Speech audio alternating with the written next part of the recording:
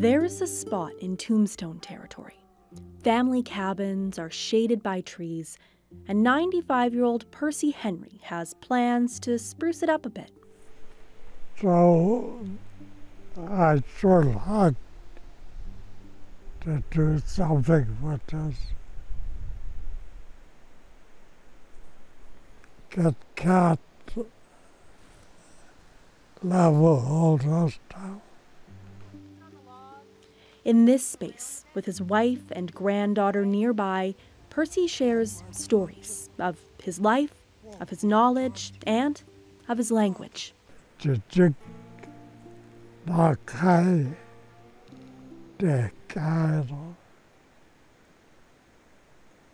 You got icy fresh bush track. You put it up.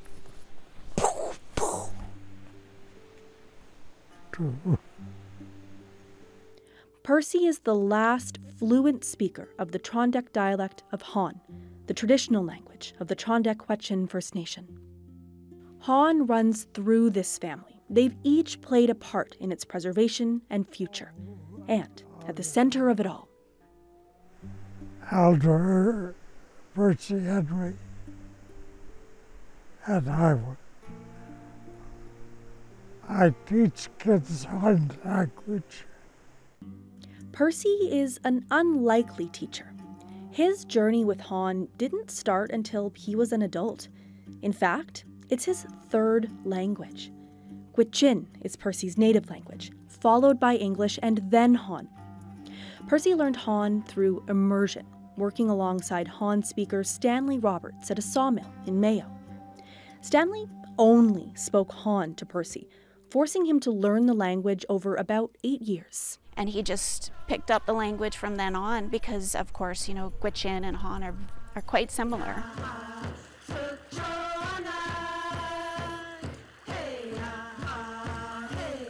Tr'ondëk Hwëch'in, Georgia McLeod, Dawson Hwëch'in, I live in Dawson, and Tr'ondëk Hwëch'in Hwëch'in, I am Tr'ondëk Hwëch'in, Hwëch'in, I'm Wolf, and Tr'ondëk Hwëch'in Han Hejik Tr'ondëk Hwëch'in. I work for Tr'ondëk Hwëch'in Han language. That introduction in Han, this song and dance, they're all triumphs in perseverance. Battles won in the fight to save Han from the brink of extinction. The last stragglers had attained their Mecca. The miners in the creeks had finished their winter's work. The carnival had reached its climax.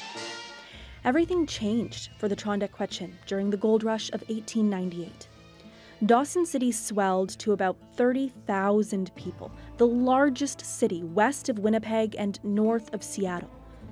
The Tr'ondëk Hwëch'in were forced from the area and relocated to their Moosehide camp downriver from Dawson. That upheaval and the colonial systems that still exist today nearly wiped out the language and culture of the Tr'ondëk Hwëch'in.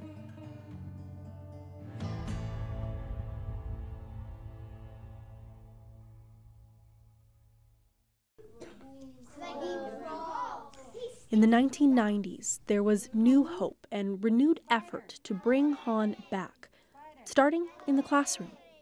And at the front of the class, another person central to the modern story of Han, a translator, a teacher, and also a student of Percy. Shulray Angie Joseph Rare. Oh, Percy, he's always been my teacher and my mentor. Even today he is, we work really well together. Yeah, he was one of our teachers, and he's our only teacher today. Angie worked as the language coordinator for the Tr'ondëk Hwëch'in First Nation.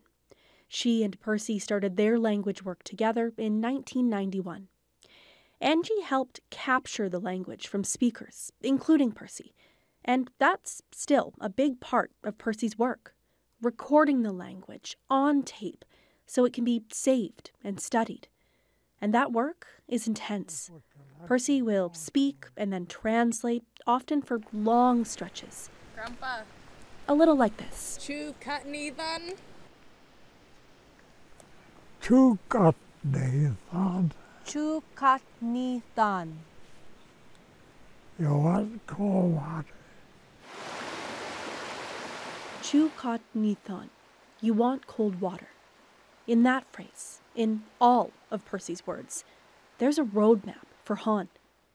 Georgette and her team use his words to create a structure for Han, sometimes getting help from linguists outside the community.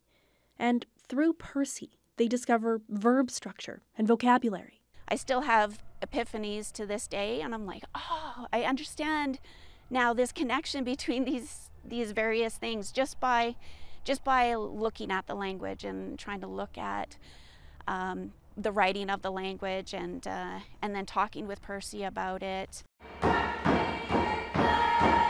Despite the hard work of the Tr'ondëk Hwëch'in, Han is still in trouble. Percy is the only fluent speaker of the Tr'ondëk dialect of Han. Now there is another Han dialect from Eagle, Alaska. For years, the two sides have worked together to keep Han alive. Today, there are 5 fluent Eagle dialect speakers. That means in total, there are 6 known fluent speakers of Han between the two communities. What I think is going to happen is that we're going to have to heavily rely on that other dialect of the language and other First Nation languages to keep carrying our Han language forward. And the language is moving forward. Han is on the buildings of Dawson City. There's a treasure trove of resources online. It's even on social media. And this is all a result of the work that we do with Percy. I don't know how he did it. Like, honestly, it must have been like so much hard work. I mean, Han isn't even a written language originally. My name is Annie, and I'm from Dawson. I grew up there my whole life. Annie Prosy is Percy's granddaughter, and also, in a way, his biographer. The Tr'ondëk Hwëch'in First Nation asked Annie to record her grandpa's life story. They worked together for almost a year to create a film that captures Percy and Han. Annie says she always thinks about how hard it must be for her grandpa to be the last Han speaker, to have no one to talk to in Han, and the knowledge that your memory is the key to keeping a language alive.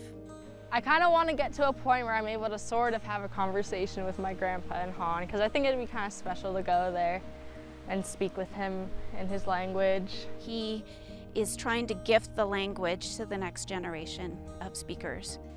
Percy has many students, many people who learn from him. And because he's on tape, people will be able to learn from him for years to come. Not just about the language, but about what it holds. Your relationship with the world is sort of reflected through the language and how you speak of it. Our identity and our culture and the way we live are all one. One cannot live without the other. Annie says her grandpa taught her to go into things with an open mind and a willingness to learn. And he taught her to listen.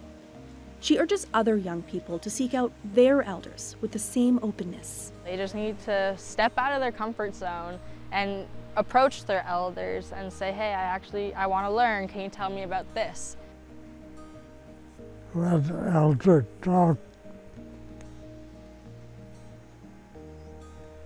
you gotta listen. Through his work with his granddaughter and with the Tr'ondëk Hwëch'in First Nation, through his gift of the Han language, people will always be able to listen to Elder Percy Henry. Megan Roberts, CBC News, in Tombstone Territorial Park, Yukon.